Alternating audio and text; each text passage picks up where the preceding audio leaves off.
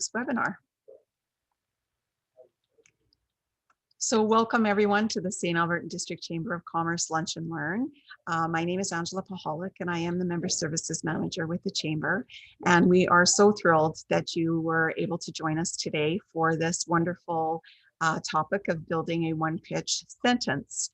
And today we have Colin Christensen as our speaker. And I will ask that, Colin, you take the webinar from here. Sounds good. Thanks, Angela. Obviously you guys, if you don't want to show yourselves for the recording, I can totally understand that. I like it because then I get to see you guys and see responses that what I'm saying is actually making sense and connecting and stuff like that. I'm going to probably talk for, 15, 20 minutes, maybe 22, and then we'll turn it over because I'd really like to get you folks sharing some of your ideas. This is meant to be something practical and meant to be something that is very practical and ready to go immediately, very portable and something that you can use right away today. So hopefully it'll help and help you work things through. So I've done this presentation a lot and it's come from my own experience, my own background of running several businesses over the years. And I've designed this because it just helps me communicate so much better when we're talking, when I'm explaining my several businesses, as you'll see in a moment, to different people. And so I run a company called Evolution Building Materials. And that's what, I run several businesses, but the Evolution Building Materials is my main business for the Chamber of Commerce. It is we're developing a new brand of drywall to make it lighter, fireproof, mold-proof, and all natural. So that's kind of some of the fun things. But that's my nerdy family. We are big music fans, loud, banging music most of the time, but we do love our music. And so that was a fun picture that we had taken up here in St. Albert by a St. Albert photographer. And it was just a fun little picture to show some of a little bit of our personality. I run several businesses. We have a renewable energies company. We're doing microloans with developing entrepreneurs in developing countries. We have run an accelerator in the sustainable development goals. So basically entrepreneurs that want to build something to fix the world and make it a better place. We have an accelerator that we work with that. That's what Fuse 42 is. Global Acuity is the renewable energy company. Lend Hope is the microloan company. Think is kind of the parent company, and it's mostly a consulting company, but Evolution is the main one, like I said, for this. And then the Entrepreneur Roadmap is where some of the material today comes from. It's a online do-it-yourself training program, and we're starting to get recognized in some traction in about 9 different countries around the world so far, and we're just going through an app development. That's enough about me. One more thing. There's my vision. I am truly bent on ending needless failure in entrepreneurs.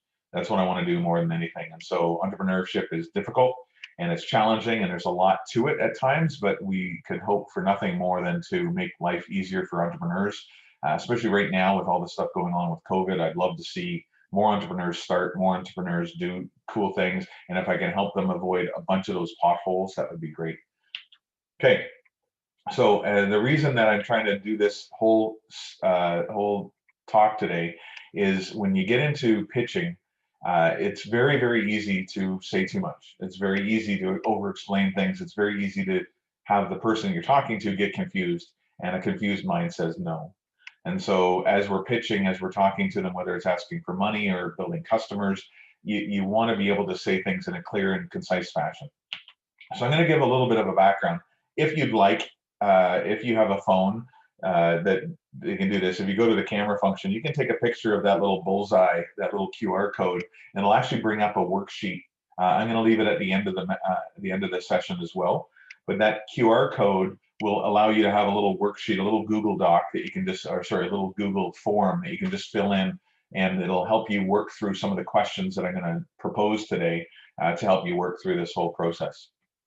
So any phone will usually do it on there, and it'll usually be a good way to kind of capture it. So the whole premise of this starts with something that's really important, and it's the idea of the hero story. We've all heard it. If you've ever seen Star Wars, if you've ever watched Harry Potter, if you've ever watched any movie, almost any movie out there, there is a very specific format to the hero story.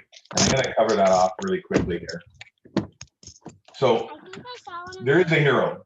Of course, that's the first thing. There's a hero, and it's really important to understand that the client is the hero, not us. And they're on a journey through their life. So, and they have a problem and something that's happening to them. It could be, it could be some kind of a problem that we see and understand. Some could be something internally. It could be all that. And there's three issues to the problem. There's an external version of it, what's actually being done. So if my pants don't fit, that means, that's the external problem. You can tell my pants don't fit, or I can tell my pants don't fit, right? Or I drop my phone and my phone screen is broken, or my car doesn't work. Those are the external parts. Then there's the internal parts. What are we experiencing personally, psychologically? It's like, and it often comes down to, am I good enough, or am I feeling, or I'm feeling insecure? So in the pants example, I'm too fat, right? That's what I'm feeling, but I'm not going to say anything about that. Or my phone's broken, I'm such an idiot for dropping my phone, right? Or things like that. So that's the internal. And then there's the philosophical part, which is good versus evil. It's just not fair, those kind of things.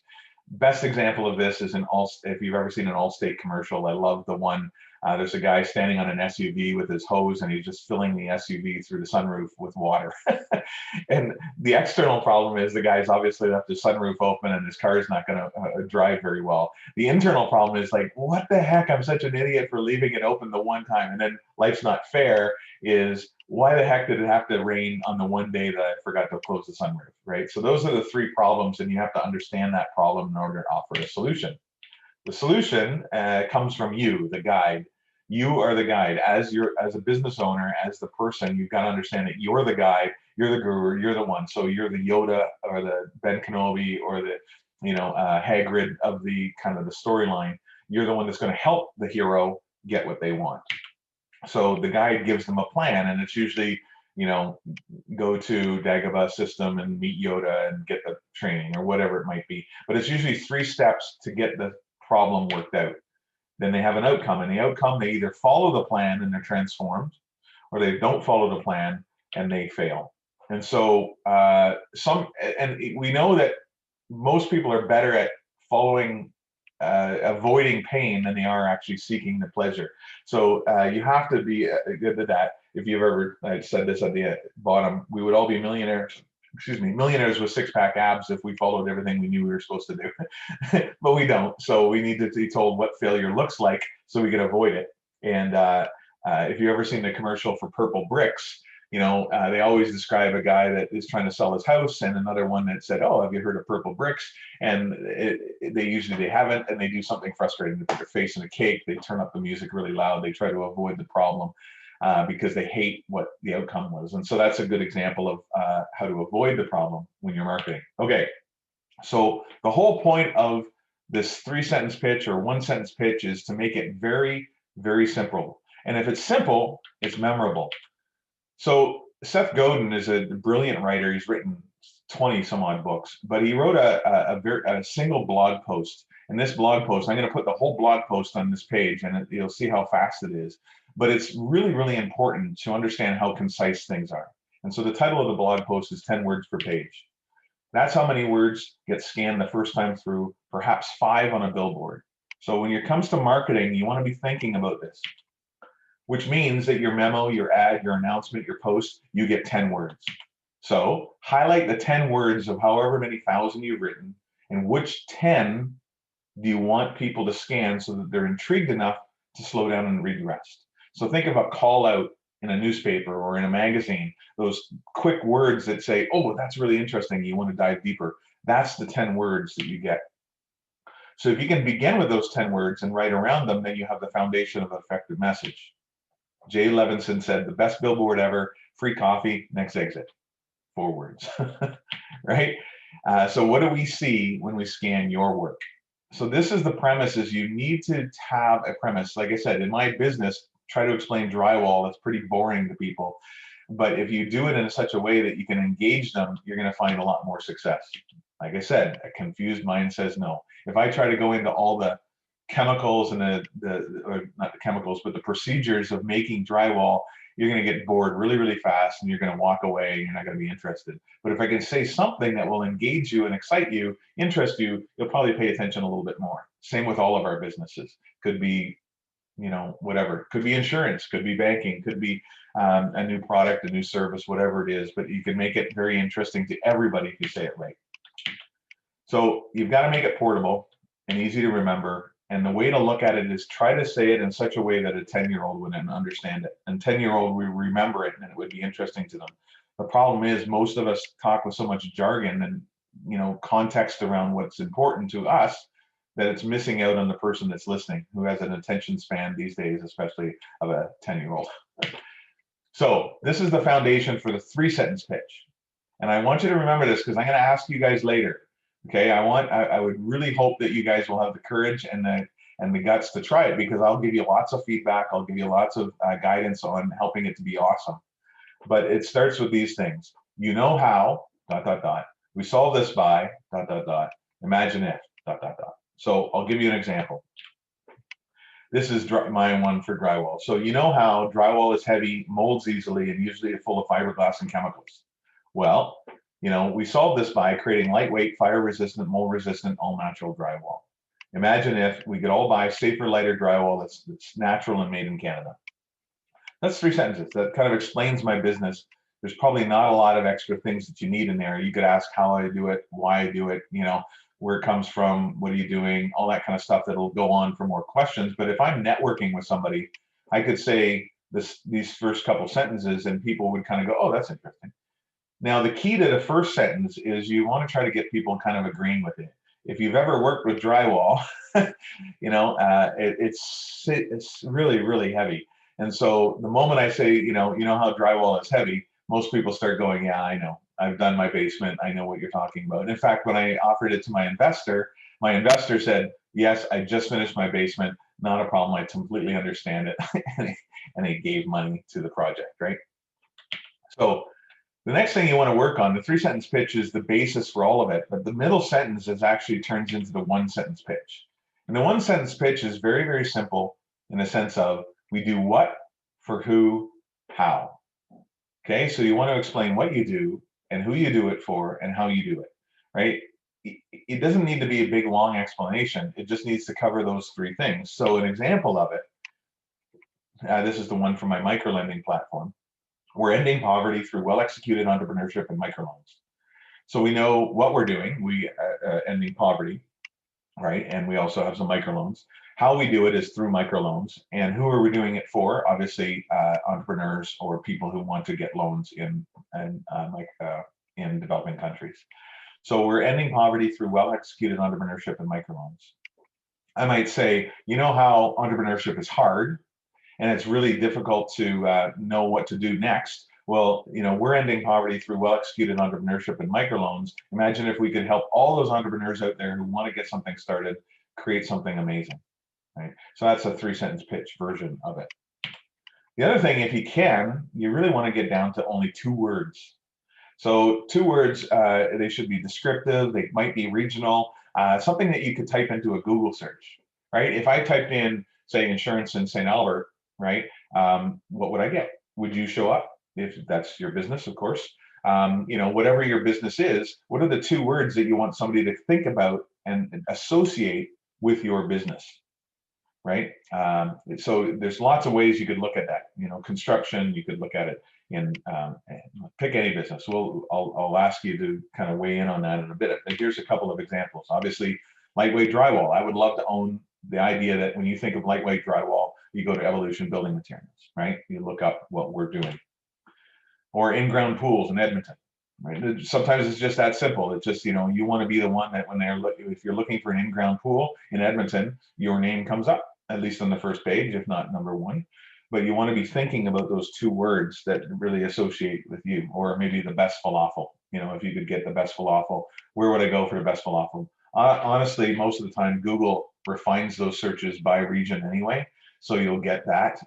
If you're the best falafel in St. Albert, you'll come up under that, just that search as an example. So The reason that all of this is important, if you can get down to these 3 sentences, and what I've found in my experience is exactly that. We're always pitching.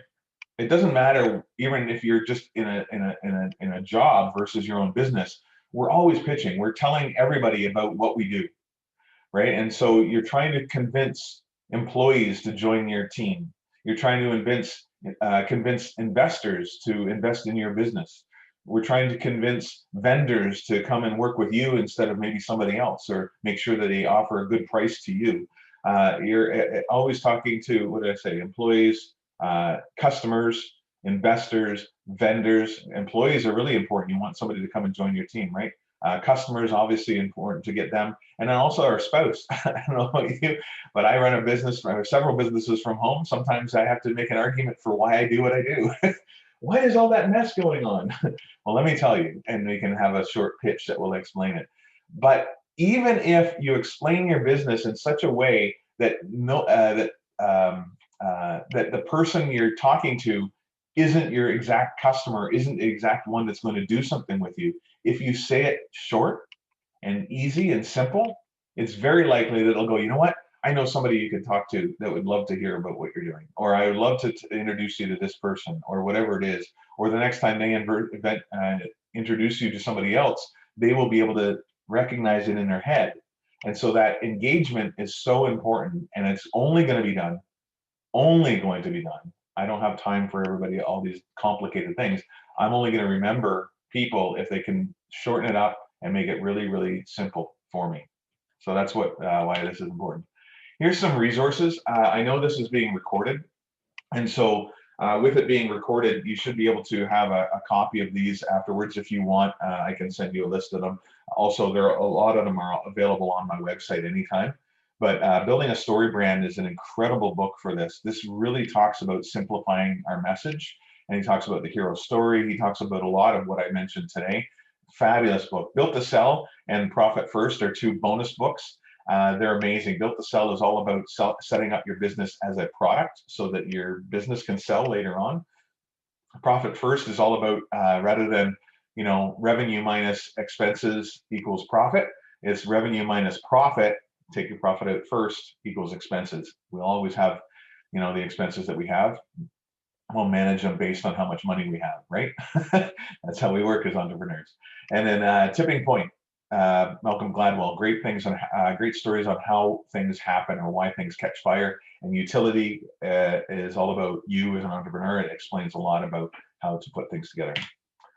So there's the QR code again, if you'd like. And I'm going to take the rest of our time together. I think Angela can end the recording part, and then I would love to answer questions, anything you have for questions. But please give me your 3-sentence pitch or your 1-sentence pitch, whatever you want to try. I would love to hear it. And maybe it'll be challenging. It's definitely challenging getting out there, but I would really encourage you to say it and get it out there, not only for an opportunity to pitch, because that's always a good thing, but also I can help refine it if you're willing to help, have me help you refine it. So over to you guys. So thank you very much, Colin. That was great information. You might have to put that slide up of what the 3 components are as we try this. But please, everyone, I just want to thank Colin for his time and his expertise. And I am going to stop the recording, and then we'll move into the experiential part of this webinar.